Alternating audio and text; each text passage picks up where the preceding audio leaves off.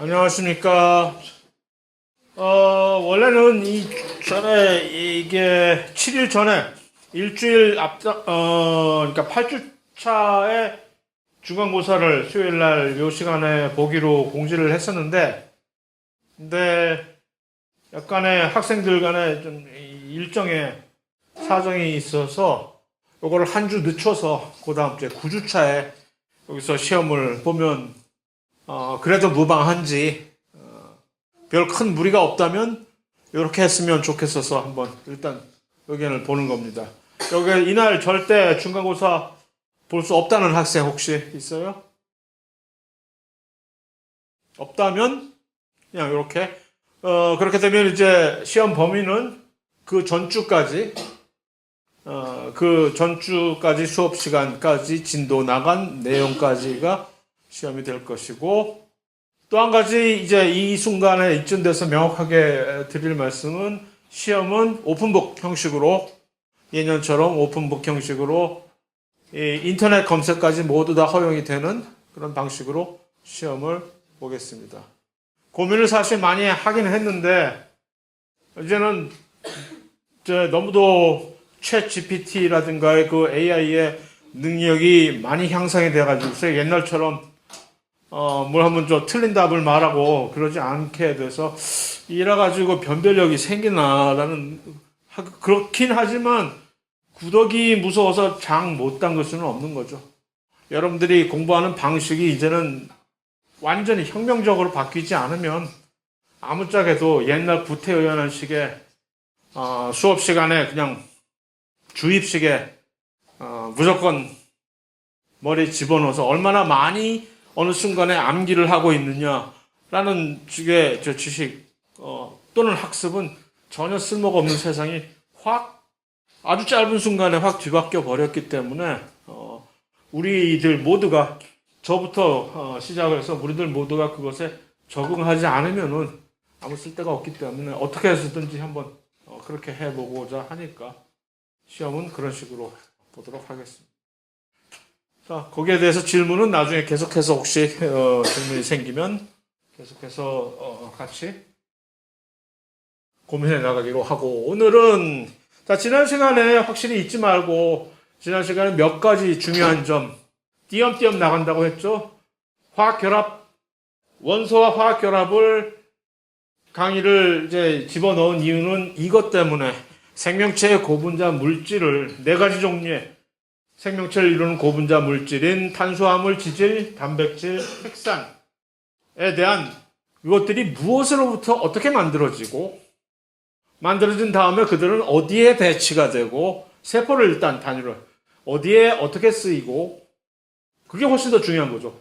이 물질들은 탄수화물 여러 가지 종류가 있는데 일단 어떻게 만들어지는 일단 맛배기로 일단 대충 확인하고, 그 다음에 그런 다양한 종류의 탄수화물들이 도대체 어떤 방식으로 생명을 유지하는데 사용이 되는가. 단백질도 마찬가지고 지질도 마찬가지고, 그것이 중요하기 때문에 할 수 없이 처음부터 원소부터 시작을 해서 원소들이 모여서 분자를 이룰 때 화학 결합을 해야 될 거 아니에요. 그래서 또는 그 분자들이 고분자 물질을 만들 때 화학 결합을 해야 될 것이고, 그 다음에 그러한 화학 결합에는 종류가 몇 가지 있고 그들은 어떻게 다른가. 그래서 이 고분자 물질들은 얘기를 하자면, 이 네 가지 종류의 고분자 물질들은 한결같이 지난 시간에 얼핏 봤던 5가지 종류의 화학 결합들, 공유결합부터 공유결합, 이온결합, 수소결합, 그 다음에 반데르발스, 그 다음에 이게 좀 애매한 게 소수성 상호작용, 이게 화학결합이냐 아니면은 화학결합은 아닌데 우리가 그럼에도 불구하고 우리가 배워야 될 것이냐라는 거. 그래서 그런 맥락에서 반데르발스 결합이 도대체 무엇이며, 그건 여러분들이 이해를 해야 되는 것이고, 반데르발스 결합과 소수성 상호작용의 이 관련성은 무엇이냐 도대체.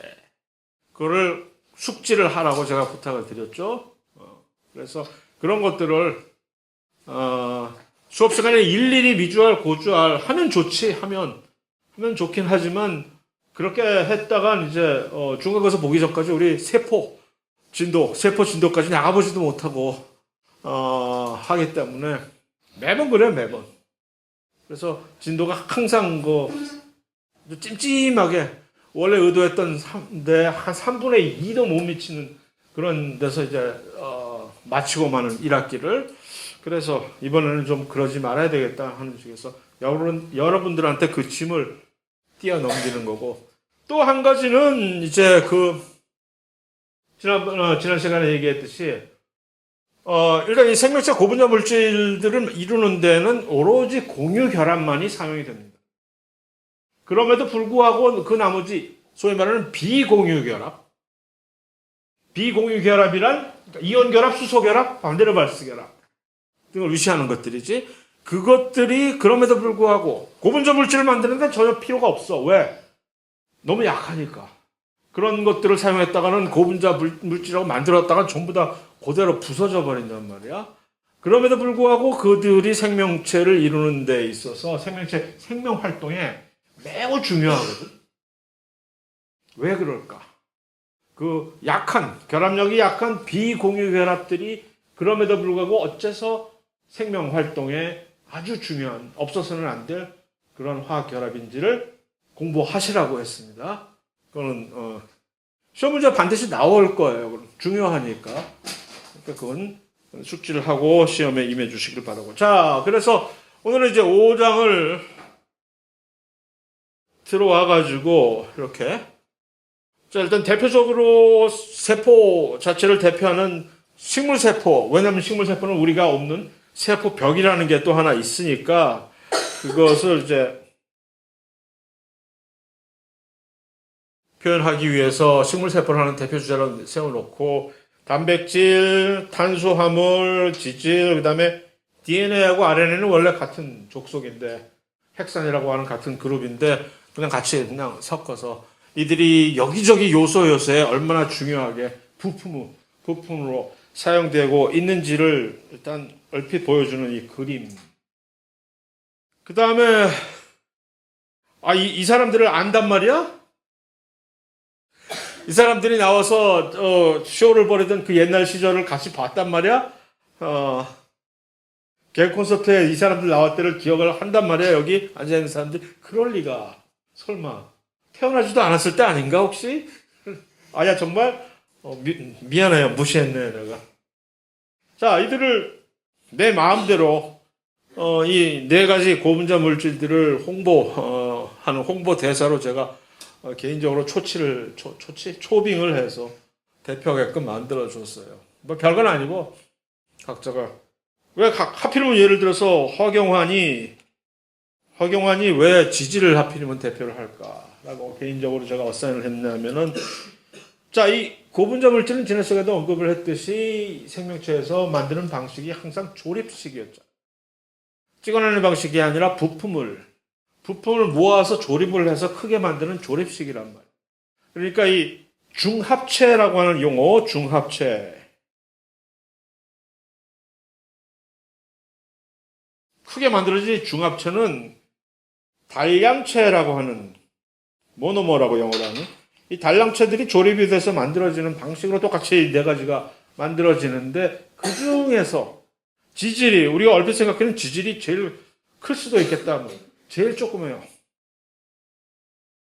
그 고분자 물질로 치자면 중합체 중에서 가장 작은 사이즈의 중합체를 지질이 만들어내는 것 때문에, 미안하지만 허경환이 그 작은 사이즈를 대표할 수밖에 없어서 해준 것이고, 그 다음에 이 양상국은 왜 단백질을 대표하느냐 하필이면 가장 특별하게 하기 때문에, 단백질은 가장 특별하기 때문에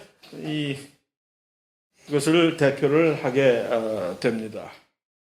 그다음에 나는 이 사람 이름은 아직도 기억을 못해.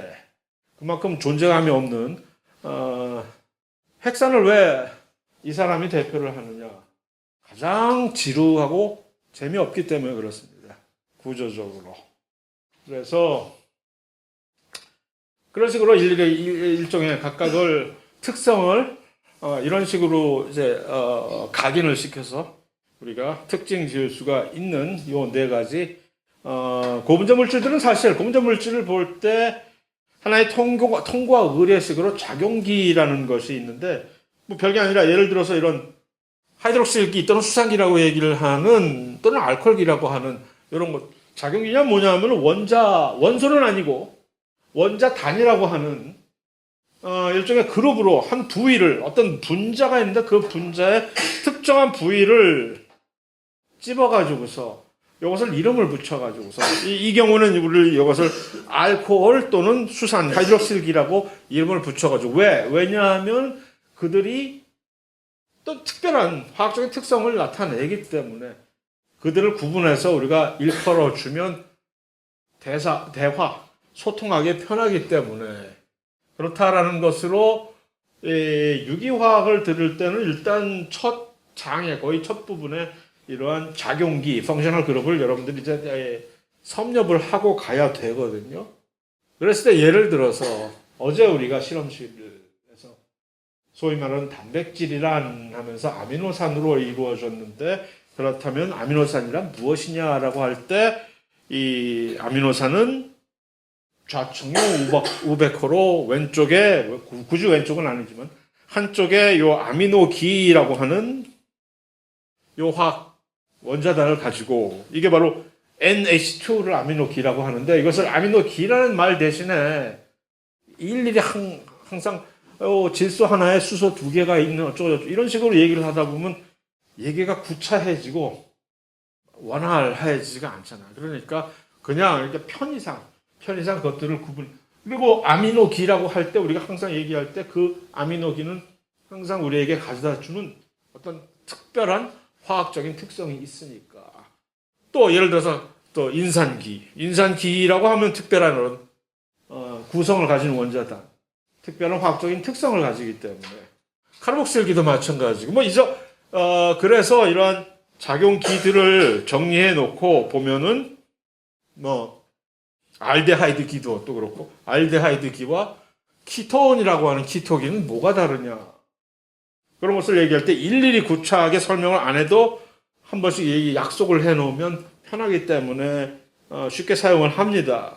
이 자체가 알데하이드와 키톤 무슨 아미노 카르복실 이 자체가 생명을 공부하는데 중요한 것이냐 알아야 되느냐 그지 이거 모르면 감점되느냐 시험에 나와가지고서 잘 모르면 틀리느냐 답은 절대 아닙니다. 이런 것들을 시험 문제 생명 시간에 내가 화학자도 아닌데 생명 시간에 이것을 시험 문제를 낼 이유는 전혀 없는 것이고 다만 이렇게 한번 쑥 지나가지 않으면 항상 껄끄러워지는 뭐예요? 그래서 한번 쑥 확인을 하고 가시라는 뜻에서 내놓은 것이고 자 어저께 또 얘기했던 그 축합 반응이라는 물 한 분자를 그러니까 이 공유결합은 여러 가지 종류의 공유결합을 만들 수가 있는데 그 중에서도 이 고분자 물질들을 네 가지 종류의 탄수화물, 지질, 단백질, 핵산을 만드는 네 가지 종류의 이 방식이 전부 공통적으로 이 축합 반응이라고 하는 한 종류의 공유결합에 의해서 형성이 됩니다. 그 부품들이 단량체들이 이 중합체를 만드는 그 조립 방식이. 그래서 이렇게 얘기를 할 수가 있고, 그림으로 표현하면 깔끔하게 이런 거죠. 그래서, 요 단량체. 지금 두 개의 단량체가 보이잖아요, 여기서. 모노머가 둘을 결합을 할 때, 야, 둘이 결합하고 싶어? 공유결합으로? 그러면 니들 사이에 어떻게 짬짬이 해서 물 한 분자만 빼서 나한테 던져줘. 물이 하나 쭉 빠지는 거지.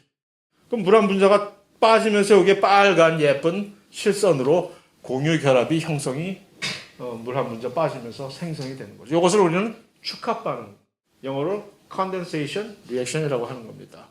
이렇게 해놓으니까 좋지? 튼튼하고. 그러니까 이쪽에서 야 나도 좋은데 나도 나도 한번 가입을 하면 안 될까?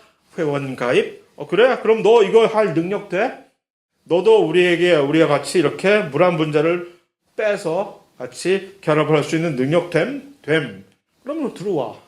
해서 이렇게 세 개의 모노머가 연결이 되어 있는 중합체로 이렇게 이런 방식으로 하나씩 연결시켜가는 이것이 바로 축합 반응입니다. 그러니까 이 축합 반응은 이화 반응일까? 아니면 동화 반응일까? 갑자기 넉넉히 있다가 훅 들어갔지. 동화 반응이지. 뭐라 그랬어요? 동화 반응. 합성 반응이라고 했지. 합성. 합성은 무조건 동화 반응이거든. 그러니까 에너지가 필요하겠지. 효소 필요하겠지. 이거 혼자서 에너지가 갑자기 에너지가 누가 어떤 식으로 공짜로 이렇게 줘. 누군가가 이 일을 해줘야 되니까. 오늘 새로 올려놓은 강의 자료에 바로 그 이제 설명이 들어가 있는 내용입니다. 어떻게 효소는 동화 반응을 매개를 하는가라는. 그래서 그때 가서 이제 우리가 볼 것이고. 자, 그런데 이렇게 가다가 이게 바로 이제 빌드업을 시켜 나가는 방식이란 말이에요. 축합 반응에 의해서. 공유결합이야, 전부 이거. 공유결합을 하는데, 이렇게 하는 과정에서 갑자기 단순 변심으로 인한, 고객님이 찾아와고 단순 변심으로 인한 환불을 지금 요구해. 나 이거 되돌릴래요. 하기 싫어졌어요. 나 되돌아갈래요. 어떡할까, 이제? 이러면? 영수증만 가져오시면 제가 환불해 드릴게요. 라고 얘기를 할 수밖에 없잖아. 그 영수증이 뭐야? 물이지, 물. 아까 물 가져갔잖아. 물 빼가면서 축합 반응. 그러면 물만 가져오시면 제가 환불해 드릴게요. 그러면 이 되돌리는 반응을 우리는 가수분해라고 얘기를. 그래서 영어로는 하이드롤리시스. 그게 글자 그대로 가수분해를 그대로 직역한 거예요. 하이드로 물이라는 얘기고, 라이시스 뽀갠다는 얘기거든. 물을 가지고 뽀개버린다. 그걸 그대로 물을 더함으로써 분해를 한다라는 직역을 그대로 해버린다. 그래서 요거를 이렇게 되돌리려면 이제 아까 사라졌던 물 한 분자가 여기에 투입이 돼야 되겠죠. 투입이 되면서 이것이 각자의 위치로 가면서 요 사이가 이제 쪼개지는 거죠. 이것을 계속 리버스 역행을 할 수 있는 반응이 가수 분해입니다. 이것은 이제 아까 그 동화 반응과는 정반대의 이화 반응이니까 이론적으로는 자발적으로 저절로 일어날 수 있는 반응이긴 하지만 그 오늘 올려준 강의 자료에서 설명이 되듯이 앞으로 나중에 이 자발적인 반응이라 하더라도 생명체 내에서는 이 자발적 반응이 그냥 공짜로 자발적으로 일어나지 못하는 경우가 대부분입니다. 그러니까 생명체에서는 이론적으로 이것이 자발적인 반응이라도 효소의 개입 없이는 이루어지기 힘든 경우가 거의 대부분이다. 해서 이거 역시, 그러니까 얼핏 지나가다 주워 듣는 얘기가 많을 텐데 우리 몸 안에 가수분해 효소가 얼마나 많은 종류의 서로 다른 가수분해 효소들이 존재를 하는 이유가 이것을 매개하는, 촉매하는 효소들이 다 있다는 얘기죠. 비록 이것이 자발적인 반응이라 할지라도 혼자 스스로 일어나기 힘든 이유가 있기 때문에 그렇습니다. 자, 왜 이것을 미리 까느냐 하면 이 모든 것들이 이 탄수화물을 이루기 위해서는 단량체들이 일단 우리가 알고 있는 단당류라고 하는 단당류들이 이 축합 반응들을 막 이뤄가지고서 조금 더 복잡한 형태, 예를 들어서 이당류라고 하는 조금 더 복잡한 당도 만들고 조금 더 훨씬 더 복잡한 올리고당이라는 것도 만들고 가장 복잡한 끝판왕인 이 다당류라고 하는 무슨 우리가 흔히 잘 알고 있는 그 녹말 또는 글리코겐, 우리 동물의 녹말 버전 글리코겐 뭐 그런 것들을 만들 때 전부 이 축합 반응을 이루어서 통해 가지고 만들어진다는 그런 얘기입니다. 그래서 탄수화물, 이 단당류라고 하는 이것들이 전부 모여서 이렇게 되는데 이 각 단당류들을 화학식으로 깔끔하게 표현하면 이런 식으로 여기서 N은 이 탄소의 숫자로서 그러니까 우리가 얘기는 포도당 탄소가 6개인 6탄당이거든요. 이걸 N에다가 6을 대입을 하면 그냥 C6H12O6가 되는 포도당의 화학식이 되어버린다는 이거는 것들이 탄수화물인데 다만 또 다른 한 가지 조건은 끝은 반드시 요거 아니면 요걸로 끝나야 된다. 마침표를 찍을 때. 여기서 당장 아까 얼핏 언급했던 작용기가 튀어나오잖아요. 알데하이드 또는 키톤으로 끝나야 된다. 그러니까 아까 넉넉히 있다가 아예 그까짓 거뭐할 때 최소한 이게 뭔지는 대충 알아야 이 말을 할 때 그게 그 소리구나라는 것을 알게 된다는 얘기죠. 자, 세 가지 종류의 단당류가 나와 있는 거죠. 프룩토스, 과당이라고 하는 프룩토스와 우리가 흔히 잘 알고 있는 포도당, 그 다음에 갤락토스라고 하는 이 세 가지의 종류의 당이 있는데 이들은 전부 다 일단 끝이 한쪽 끝이 무엇로 끝느냐? 요 과당 보면 요 과당은 무엇로 끝납니까? 끝이. 아까 알데하이드와 키톤의 차이가 뭐냐면 알데하이드든 키톤이든 둘 다 탄소 이중, 탄소와 산소의 이중결합을, 공유결합, 이중결합을 일단 포함을 하고 있으며, 그런데 여기서 이제 양쪽에 탄소는 공유결합을 4개를 한꺼번에 가질 수 있잖아요. 그러니까 최소한 2개를 더 지금 형성할 수 있는 능력이 있는 거죠. 이럴 때 여기에 R이라고 보통 씁니다. 이걸 R로. 이 둘이 수소가 아닌 또 다른 보통 탄소의 경우가 많은데 이들이 딱 오게 되면 양쪽 어깨가 둘 다 제대로 된 양 어깨가 다 가지고 있는 그런 식으로 비유를 하면 돼요. 이러면 우리는 이것을 키톤이라고 얘기를 하고 이 중에 어깨가 하나가 빠져버리는 어깨가 하나 빠진다니 무슨 소리야? 여기에 수소가 와버린다면 그러면 우리는 이것을 알데하이드라고 얘기를 합니다. 그랬을 때 자, 이 과당은 이것이 알데하이드로 끝납니까? 아니면 키톤으로 끝납니까? 키톤으로 끝났지.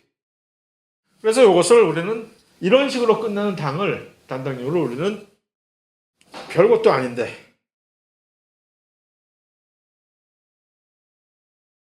발음은 여러분들의 각자의 입맛에 따라서 케토스라고 그러든 아니면 키토스라고 하든 그럼 키톤으로 끝나는 당이라는 얘기야. 키토스. 이 탄수화물들은 돌림을 이걸로 가지고 있어요. OS로 끝나. 또 보면 프루토스, 글루코스, 갤락토스 전부 지들 형제처럼 돌림을 가지고 있잖아. 예. 그래서 이 탄수화물의 키토스가 도대체 뭐예요? 키톤으로 말단이 키톤으로 끝나는 거를 키토스라고 해요. 자, 그러면 포도당 같은 경우는 키토스예요. 그러지 않고 키톤으로 끝나지 않고 알데하이드로 끝나는 당은 뭐라고 얘기를 하면 될까? 그럼 알도스라고 얘기를 해. 알도스. 그러니까 알도스하고 키토스의 차이가 그건데 그럼 여기 중간에 있는 요 포도당 글루코스는 알도스예요, 키토스예요? 알도스네. 알데하이드네 요거. 이쪽이. 한쪽 어깨가 빠졌잖아 지금. 수소가 나와 있잖아. 그래서 글루코스는 이거 알도스. 그러면 갤락토스는 이거 알도스의 키토스야. 얘는 알도스네. 이렇게 모든 단당류들은 키토스 아니면 알도스로 끝나게 된다라는 하나도 중요하지 않은 생명 시간에서는 하나도 중요하지 않은 사실이 생명책에 나와 있다는 얘기입니다. 그러든가 말든가. 자, 또 한 가지는 또 다른 사실은 이 세 가지의 단당류 그림에서 또 다른 사실은 우리가 무엇을 느낄 수가 있습니다. 얼핏. 뭐라고? 난 읽었어. 뭐라고? 크게 얘기해봐요.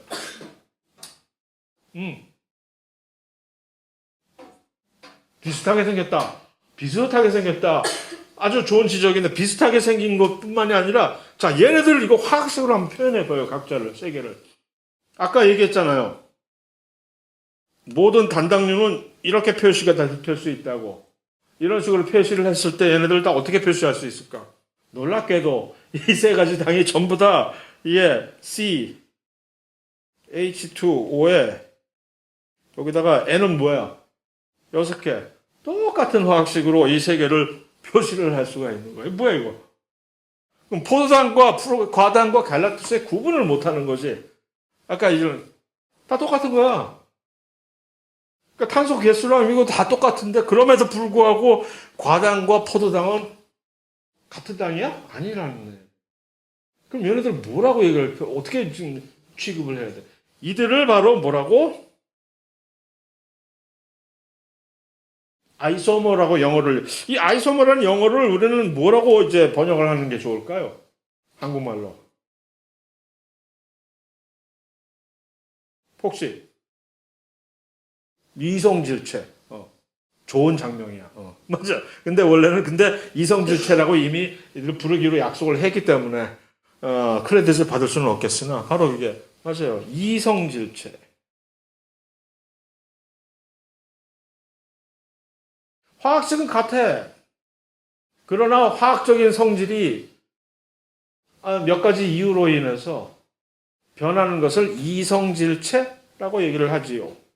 자, 여기 두 가지 종류의 서로 다른 이성질체가 나타나고 있습니다. 과당과 포도당은 서로 간에 화학식은 똑같으나 화학식이 똑같다고 해서 같은가? 일단 얘는 케토스고 얘는 알도스고 다르잖아요. 이런 식으로 이 서로 화학 결합이 구조적으로 달라서 화학식은 같으나 구조적으로 달라지는 이러한 이 분자들을 서로 간에 어떤 이성질체라고 얘기를 할까? 뭐라고 나와 있지, 얘네들은? 스트럭처럴? 이거 뭐 어떻게 번역할까?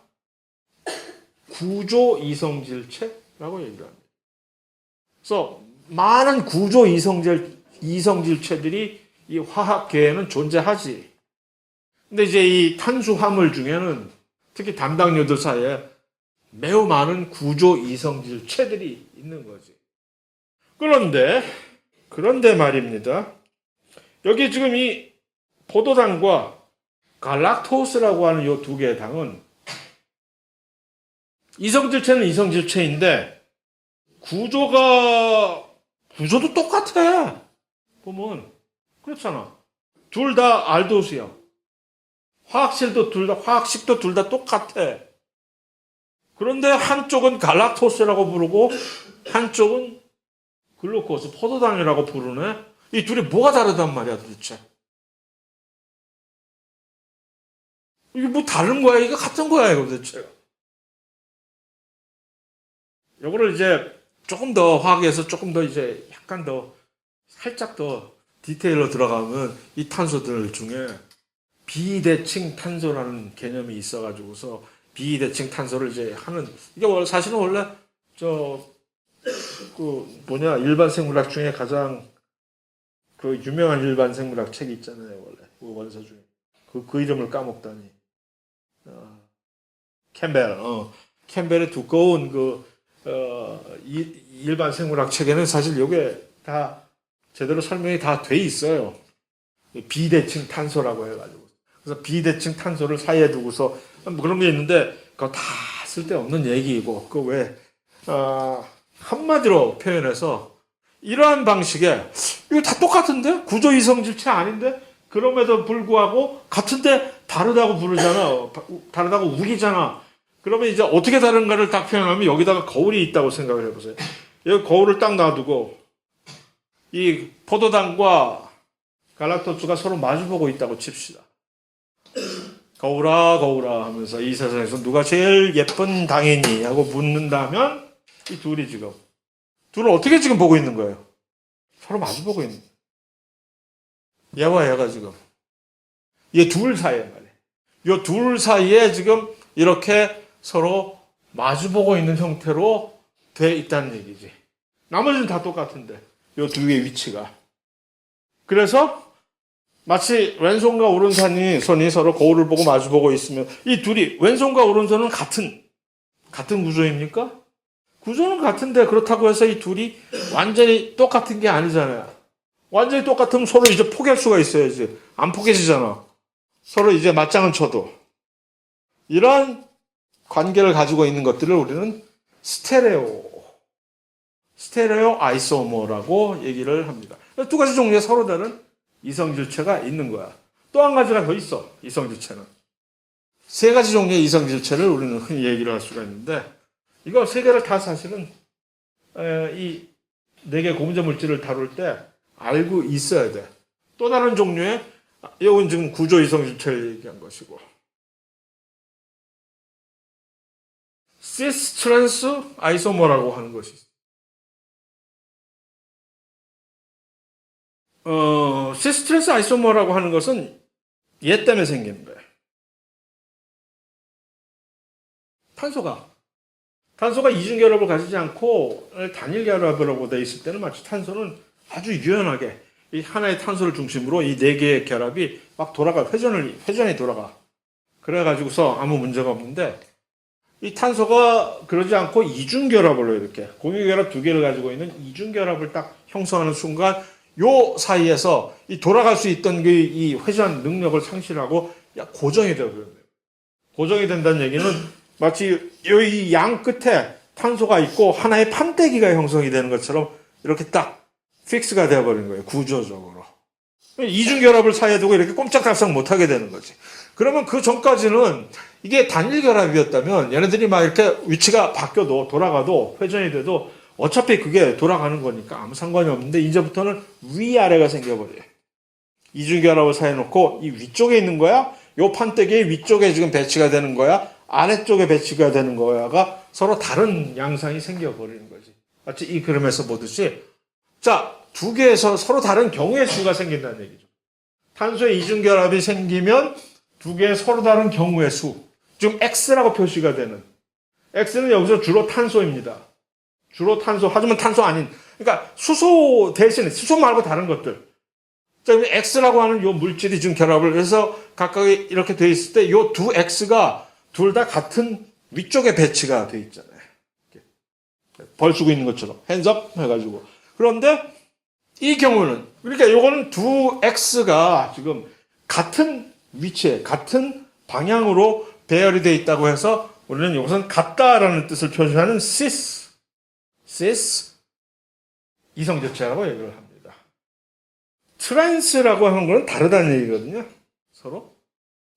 지금 X가 하나는 이쪽, 하나는 아래쪽에 이렇게 지금 허스를 주고 있잖아. 그래서 이렇게 서로 다른 위아래가 이렇게 딱 배치하고 있는 이런 것을 우리는 트랜스 아이소머라고 해서.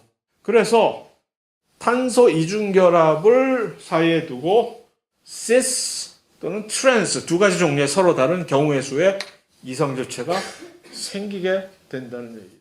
이걸 우리가 왜 알아야 되는 거야 도대체? 지질에 가서 지질을 볼 때 이것 때문에 서로 다른 형태의 지질이 생겨버리게 되거든. 그것들이 우리의 고귀한 우리의 신체에 영향을 주게 되고, 그래서 할 수 없이 이들을 보고 이해를 해야 되기 때문에. 마지막으로 세 번째 이성질체는 뭐냐면, 아까 얘기한 그 스테레오 아이소머, 이난시오머라고도 얘기를 하는 스테레오. 얘는 아까처럼 거울상 이성질체라고도 한국말로 얘기를 하면 이것을 광학 이성질체 또는 거울상 이성질체라고. 거울상이 훨씬 더 들어오기 쉽지. 왜냐하면 아까처럼 왼손과 오른손을 거울을 하나 중간에 넣고 서로 마주보고 있는 형태, 그런 이 두 개의 물질이 지금 아미노산인데, 이게 아미노산의 한 종류의 아미노산인데 이 둘이 분자식은 똑같아. 지금 분자식은 똑같지만 거울을 딱 놓고 이렇게 서로 마주보고 있는 형태로 대칭을 이루고 있단 말이에요. 이들 물질이 서로 다른 물질이야, 사실은. 성질상. 마치 왼손과 오른손이 약간 다르듯이. 뭐가 다르냐? 그래서 한쪽은 왼손잡이 형태라고 해서 L이라고 하고, 또 한쪽은 오른손잡이 형태라고 해서 D라고 표시를 합니다. 이게 라틴어에 오른손, 왼손을 표시하는 거거든요. 그래서 이 두 개 뭐가 다르대?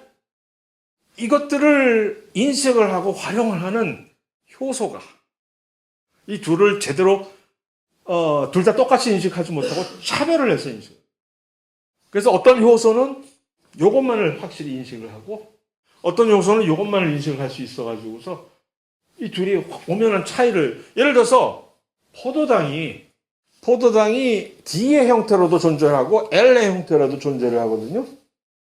그런데 우리가 예를 들어서 식물을 처음에 싹이 나가지고서 발화시켜서 얘가 제대로 광합성을 할 때까지는 우리가 배지에다가 배양을 할 때 키울 때 여기다 포도당 같은 것을 이제 주입을 해줘야 얘네들이 그걸 먹고 자라는데, 여기다가 억하심정으로 이 식물을 굶겨 죽이고 싶으면 D 포도당 대신에 L 포도당을 주입해보면 얘네들은 굶어 죽습니다. 들어가서 포도당을 제대로 이걸 대신을 못해. 그런 식으로 거의 대부분의 당을 우리는 D의 형태로, 우리 몸 안에 있는 동식물의 효소들이 D의 형태로만 인식을 하지 L의 형태로 인식을 못해요. 사실은 얘기를 하자면 이 문제 때문에 옛날에 1950년대 중반에 큰 일이 벌어진 적이 있어. 저쪽 유럽하고 미국에서 탈리도마이드라고 하는 이 안정제가 임산부들한테 입덧을 제거해주는 아주 효과적이라서 팔았어. 독일 회사에서 만들어가지고서 대량으로 팔았는데 이게 몸 안에 들어와가지고서 D와 L의 요 이성질체로 지 멋대로 바뀌는 걸 몰랐던 거지. 바뀌어가지고서 예를 들어서 D의 경우에서는 그게 안정제 역할을 하는데 이게 L의 형태로 바뀌면 큰 기형아를 낳게 되는 부작용을 유발해가지고서 숱하게 많은 팔다리가 없는 기형아들이 탄생을 한 적이 있었어요. 그 때문에 그 임산부들이 그걸 먹고 난리가 났었죠. 왜? 효소가 인식을 못하니까. D와 L을 했을 때 한쪽만 인식을 하고 한쪽은 제대로 이상한 방식으로 해석을 해가지고 그런 결과를 초래한 적이 있습니다. 그래서 항상 이 생명에서는 특히 효소가 모든 것을 가능하게 해주는 그런 세상인 이 생명계에서는 효소가 매우 까칠하기 때문에 이런 이 스테레오 거울상 이성질체를 다르게 대응을 하는 그런 특성 때문에 이것을 항상 염두에 둬야 되는 그런 문제가 발생. 자, 이 단당류들은 아까 봤던 단당류 있잖아요. 이게 포도당이 이렇게 있는데 이 포도당이 이렇게만 존재하는 게 아니라 이런 형태로도 존재한다. 그리고 사실은 이 형태, 이 고리형으로 존재하는 포도당이 훨씬 더 많아요. 훨씬 더 이게 이제 소위 말하는 그 엔트로피의 이 개념상 이쪽으로 훨씬 더 많은 형태가 이 균형 상태를 이루긴 하지만 여기서 왔다 갔다 하는 거지. 그래서 한 요 소수가 훨씬 더 소수가 이 사실 형태로 존재하고 훨씬 더 많은 대부분의 탄수화물이 이 포도당의 경우에 고리 형태로 존재를 하게 되는 그런 형태인데 또 그 고리 형태를 이루려면 얘가 이렇게 지금 파란색으로 표시되어 있는 요 하이드록실기가 빨간색으로 표시되어 있는 요 알데하이드 기하고 결합을 이렇게 휘어가지고 자기가 구부려져가지고 몸소 구부려가지고 이렇게 여기서 결합이 이루어져야 되는 거예요. 이렇게. 그랬을 때 이것이 위에서 접근하는 방식이 있고 아래에서 접근하는 이게 방식이 있잖아요. 그것에 따라서 이것이 알파냐 베타냐 당이 이런 두 개의 서로 다른 형태의 결합된 고리 형태의 당이 생겨버린다는 얘기예요. 그래서 이것은 나중에 이제 이런 형태로 결합을 하기 때문에 이게 녹말이 만들어지는 화학결합과 셀룰로스가 만들어진 화학결합이 서로 다른 버전이 생겨날 수가 있다는 측면에서 이런 일이 발생한다라는 것을 알아두시고 자 그래서 여러 가지 형태의 5탄당도 있고 그러니까 이 단당류는 탄소 3개로부터 시작을 해서 3탄당 최소한 4탄당도 있고 5탄당도 있고 우리가 훨씬 더 잘 알고 있는 이 포도당을 위시한 6탄당 그 다음에 7탄당 그런 식으로 여러 가지 종류의 포도당들이 있습니다. 그래서 그러한 단당류들을 중합하는 축합 반응을 우리는 특별하게 이름 자체를 글리코시드 결합이라고 얘기를 하는데 그것을 뭐라고 부르든 간에 그냥 축합 반응의 일종이고 근데 그 글리코시드 결합은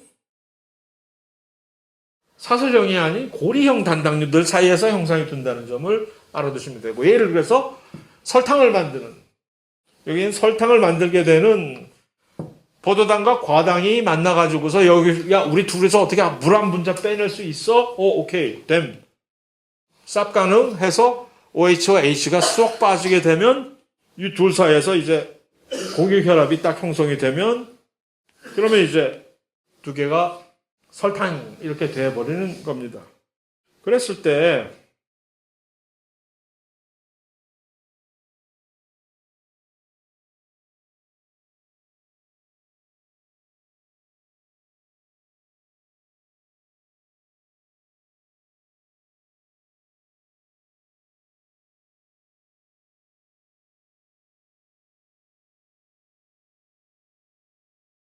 우리가 베네딕트 시약을 써가지고서 이 단당류들을 검출을 했었잖아요. 또는 설탕류도 이걸 한번 써먹어보고 메가당, 말토스도 한번 이걸 쳐보고. 근데 유독 설탕은 베네딕트 솔루션에 반응을 안 했었잖아, 실험에서. 왜 설탕은 반응을 안 했을까? 나머지 다른 것들은 반응을 했었잖아. 베네딕트 솔루션에 그렇게 색깔 변화가 아주 강력하게 나타난 것도 있고. 설탕은 왜 그것을 안 했을까? 왜 못 했을까? 자, 그 베네딕트 솔루션은 그 실험 매뉴얼을 본 기억이 있다면 그 베네딕트 시약은 환원당들을 특이적으로 화학적인 결합을 해가지고서 색깔을 변하게 하는 그 구리가 말이에요. 그런 특성을 가지고 있었다라는 얘기입니다. 그러면 문제는 도대체 환원당이란 무엇이야? 이런 걸 가지고 있는 애들은 환원당이라고 얘기를 합니다. 그래서 요 고리형이 만들어졌을 때 요 고리형이 한쪽에서 OH기가 반응을 쉽게 할 수 있는, 자기 자신이 환원이 되면서 결합을 할 수 있는, 화학 반응을 할 수 있는 이 원자당을 아직도 가지고 있는 그런 당을 환원당이라고 얘기를 합니다. 포도당, 많은 당들이 거의 대부분이 환원당, 이 부위가 있어. 그런데 설탕을 만드는 이 과당과 포도당이 결합을 하게 되면 그 부위가 자기들끼리 소진이 돼서 사용을 해버렸기 때문에 갑자기 그런 반응성이 있는 환원당을 제공해 줄 수 있는 부위가 사라져 버립니다. 그래서 설탕은 아주 대표적인 유명한 비환원당입니다.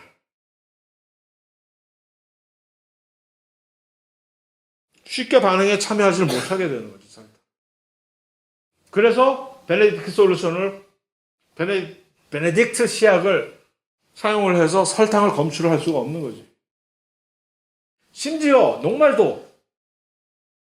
녹말은 포도당이 엄청나게 많이 줄줄 몇백 개가 연결이 돼서 만들어진 게 녹말이거든. 예를 들어서 녹말도 한쪽 부위는 최소한 맨 끝에 부분은 환원당이 여기에 남아 있어. 이게 아직. 그래서 최소한 아주 약하게 이론적으로 반응을 할 수 있으나 설탕은 유독 그 부위를 사용해가지고 이 둘이 결합을 해버렸기 때문에 비환원당의 아주 대표적인 예가 됩니다. 그 설탕을 대표로 하는 이당류, 그러한 단당류들이 모이면 이렇게 두 개가 모이게 되면 이당류, 여러 개 몇 개를 얘기하는 거야. 한 15개에서 20개 정도까지 최대. 그러면 우리는 올리고당이라고 얘기하고, 이제 몇백 개의 수준으로 그 단당류들이 축합 반응을 이루어서 그 축합 반응 이름이 뭐라고? 글루코시드 결합이 모이게 되면 다당류라고 얘기를 하는데, 이 이당류는 요거 세 개만 있는 거야? 아니지. 여러 가지 종류의 이당류들이 있는데 개중 많이 들어본 대표 주자 3명을 여기다 이제 내세운 거지. 설탕, 메가당, 젖당 뭐 이렇게 해가지고서 있는데 그 중에서 설탕이 이제 일단 여러모로 좀 우리에게 좀 관심을 끌게 되는 이 이당류 중이죠. 일단은 아까 얘기했듯이 비환원당이고 이런 식으로 만들어지는 것이고, 얘가 또 한 가지는 식물만이 유독 얘를 만들어요. 그 누구도 동물에서 설탕 만들었다는 얘기는 못 들어봤고, 보통 같으면 뭐 이스트 같은 데서 효모가 이거 만들 수 있지 않을까? 생명공학 기법으로 엔지니어링을 하면 만들 수 있을지는 모르겠으나 자연적으로 못 만들고, 그러니까 식물만 유독 이걸 만들어내는 거예요. 아니 도대체 식물은 왜 이런 설탕을 만들어낼까? 비환원당이거든. 비환원당이면 왜 그럴까? 반응성이 없는 거예요. 그러니까 설탕이 목적이 뭘까?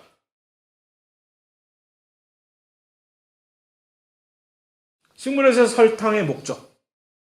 식물은 설탕을 왜 만드는가?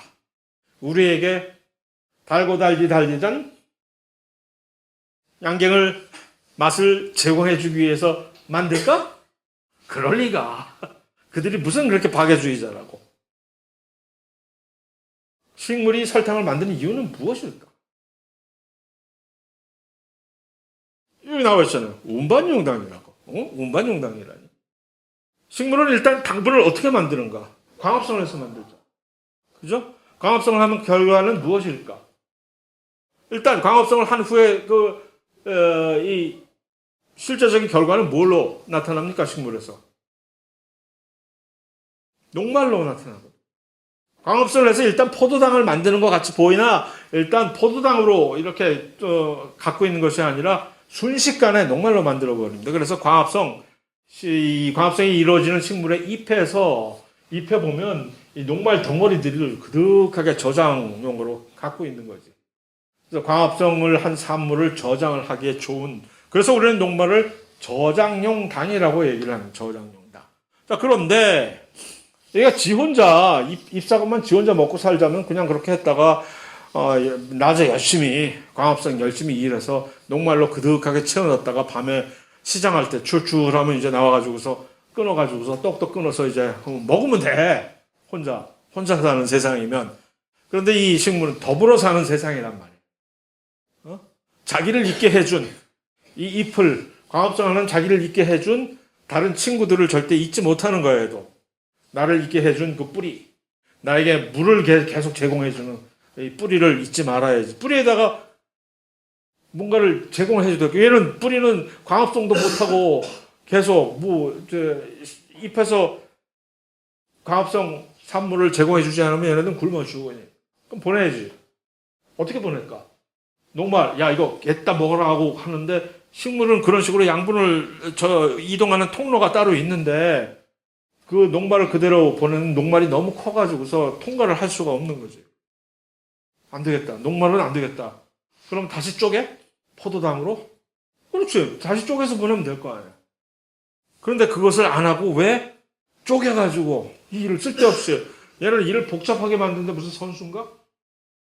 야, 우리 불쌍한 뿌리를 도와줘야겠어. 그래가지고서 녹말을 쪼갰어, 하나로. 포도당으로 전부 다시 다 쪼갰단 말이야.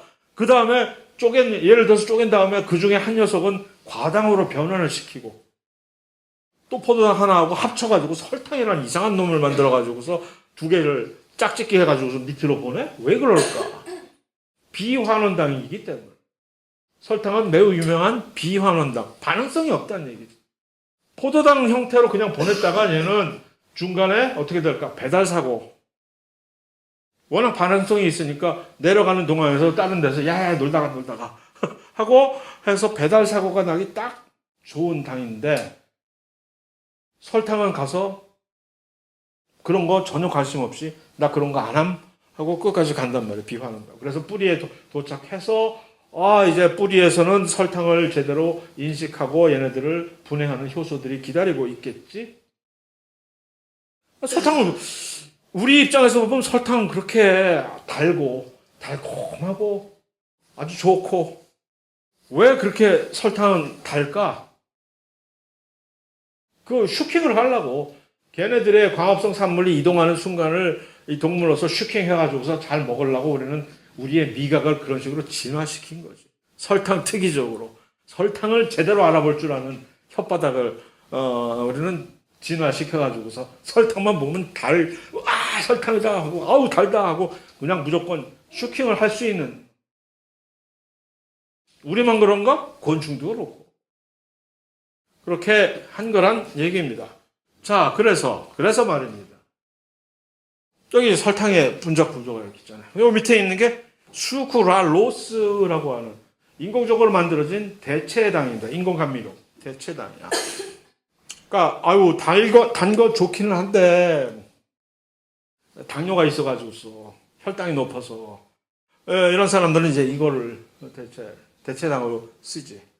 이제 어떤 영국에 있는 푸드 컴퍼니에서 이거를 특별히 만들었는데 딱 보면 구조가 다르잖아요. 얘가 설탕의 단맛을 500배 단맛을 가지고 있다고 얘기해요. 일설에 하면 옛날에 이제 헛소문이 돌았었는데 한 10년 전에 인터넷에서 원래 어떤 회사에서 이거를 살충제용으로 만들었다는 헛소문이 있었어. 완전 헛소문이었지. 근데 사람들이 전부 다 믿었어, 그걸. 그렇다니까, 이론적으로. 왜냐면, 얘가 무슨 어떻게 살충제가 쓰였대? 곤충이 이걸 먹지. 이걸 뿌려놓은, 수크랄로스를 이제 식물 위에다가 뿌려놓으면 곤충들이, 와, 설탕이다 하고, 엄청 달다 하고, 막 먹는단 말이야. 그러고 나서 굶어 죽는 거지. 먹고선. 이상하다, 엄청 먹었는데 왜 이렇게 배가 고플까 하고 굶어 죽게끔 디자인돼 있기 때문에 살충제로 써였다는 헛소문을 이렇게 가짜뉴스를 퍼뜨린 것인데, 그 얘기는 뭐냐?